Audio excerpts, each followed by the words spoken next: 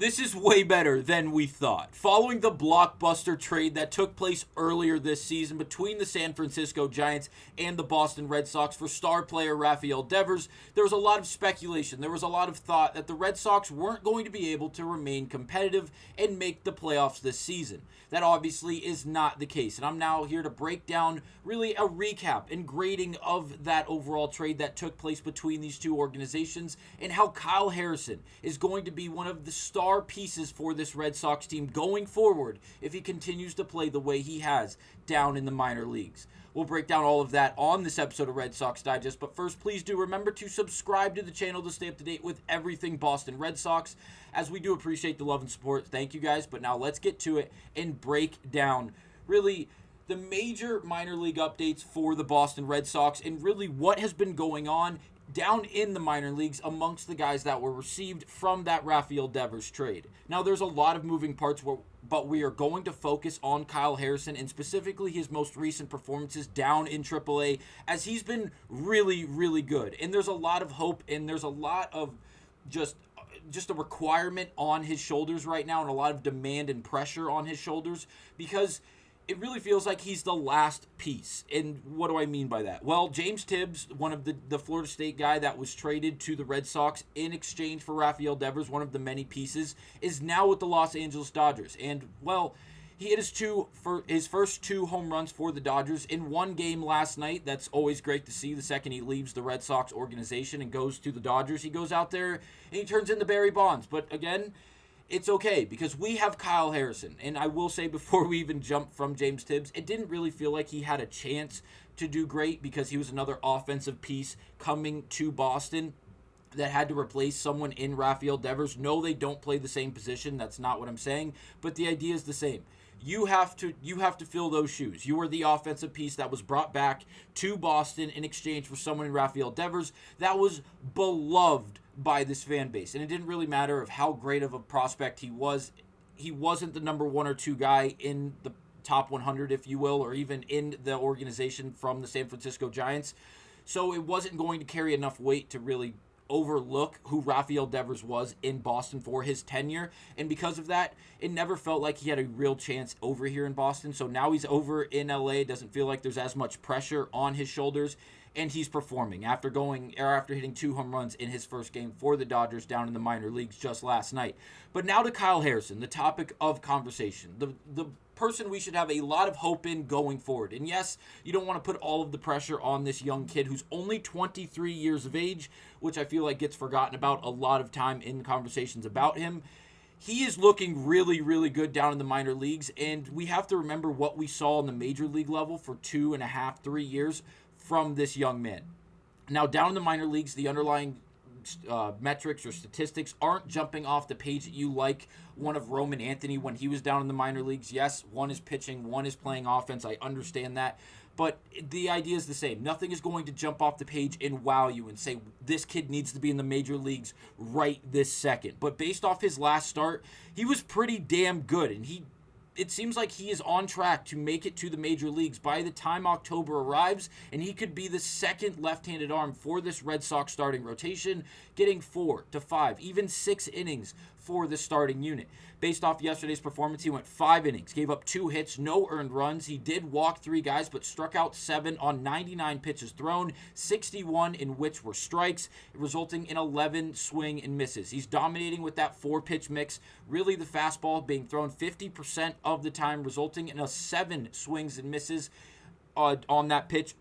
Overall, he started to throw a cutter. There was rumors that he's starting to throw it and really work on it, trying to add a 5th pitch to his pitch mix, and I think that is great. I love his pitch mix as of now. It's really, really good. It's working for him down in the minor leagues, and we saw it work on the major leagues. The biggest thing that stands out to me out of this whole graphic is the fact that he's only throwing his changeup 7% of the time. If you look, the slurve is being thrown just under 30% at 27% with 1 whiff in this start just yesterday, and then the slider getting thrown 17% of the time, resulting in 3 whiffs yesterday. Again, the changeup down at 7%, and it's very, very odd to see because when he was with San Fran and he was pitching in major league games, starting games for the San Francisco Giants, despite only being a second-year player or in the tail end of his first year or even in the beginning stages of his third year, that changeup was devastating. And it was devastating on the major league level, and it was something that he was throwing for swings and misses,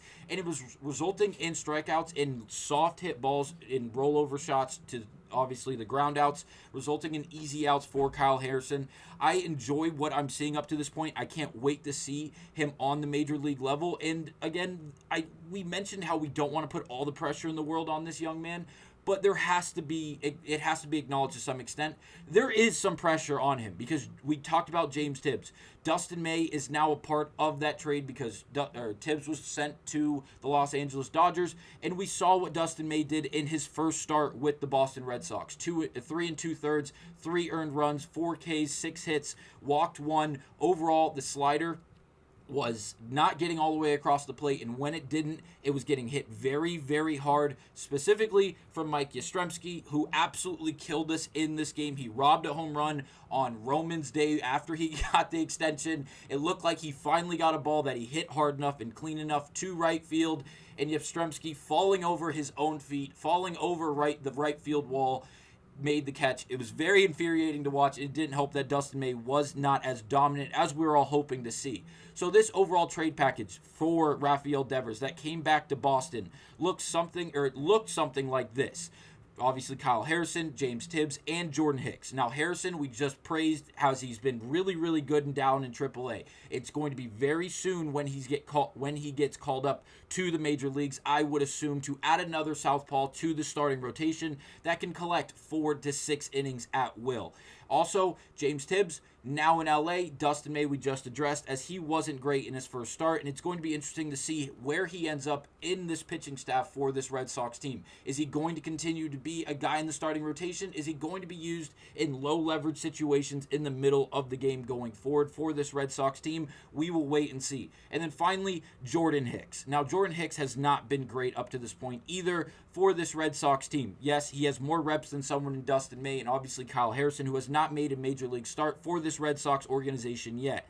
But if you look, in 12 games played, he has a 6.10 ERA, which is just slightly better than what the numbers he presented in San Francisco, as he posted a 4.5 ERA over in San Fran. If you look at the underlying metrics, 3 things are above league average, and those 3 things are way above league average: the barrel percentage, the fastball velo, and the ground ball percentage, all above the 95th percentile for Jordan Hicks across the major league board. But if you look at everything else, far below league average, especially the chase percentages, first percentile in the across the board in the MLB. Not what you were hoping to see from someone that was going to obtain high leverage situations coming out of this bullpen for the Boston Red Sox. So right now, a lot of the focus, a lot of the pressure is going to be placed on the young Kyle Harrison. Again, 23 years of age, down in AAA, absolutely performing, and we've seen him do it on the major league level. Yes, these teams aren't great. The Colorado Rockies, when he pitched against them just last year, 6 2/3, 1 earned run, 11 Ks. I believe he had 9 through 5 innings in this game. Absolutely dominant stuff from Harrison back when he was on the major league level for the San Francisco Giants as an even younger man than he is now. And last thing, to wrap up this video, Herbo on ESPN, he's the guy that basically produces and provides every major statistic that they use on ESPN, specifically the Pat McAfee show, Get Up with Greeny, all of those main shows that ESPN runs. Herbo is like the focal point of all the statistics that are thrown out onto the graphics and everything else. And this I will tag down below so you can listen to him actually speak his way through these graphics. But this is great insight. He goes to break down all these different stats. And it's the Red Sox before and then after the Rafael Devers trade. The platoon advantage rate, 18th to 8th. And that means, if you don't understand it, the situational matchups that they have an advantage with, as they have another guy on the bench that can come in and platoon the position defensively while also producing an offensive matchup they would prefer at the plate, has gone up 10%. And now they are 10 positions, I should say, and now rank 8th in the league overall with a 60% clip where they have the platoon advantage. That is substantial when it comes down to schematic, situational baseball. It doesn't end there. If you look at the defensive efficiency, they have gotten substantially better from 24th to 13th across the board in the MLB. It's hard to understand that when you see them being the top 3 teams in errors in the entirety of the MLB. When it comes down to the overall efficiency since the Rafael Devers trade, they have gotten substantially better. You could argue the platoon options are a large contributing piece to that. Finally, the outfield OPS went from 765 to 905, which is the best in the entirety of the MLB. That is substantial. Roman has obviously helped a bunch in that category, but we know he has played a lot of reps at DH as well. The idea is the same. They have gotten substantially better post Rafael Devers trade, despite the package that came back in return for him. Really, the only bright spot right now is Kyle Harrison. Dustin May is now related and included in that trade package return because of the piece in James Tibbs that went to the Los Angeles Dodgers before doing anything for this Red Sox team. So Dustin May, Jordan Hicks, and Kyle Harrison are the return for Rafael Devers up to this point. And right now, it seems like Harrison is the brightest point, and it's something to get behind. Someone that we could expect to be on the major league level very, very soon, as a very substantial and contributing factor to this Red Sox team as the postseason inches closer and closer. Let me know down below your overall thoughts and opinions on how the Red Sox did overall in this blockbuster trade, moving Rafael Devers to the San Francisco Giants and getting back 3 pitchers in exchange. I'll see you guys on the next episode of Red Sox Digest. Thank you guys for watching.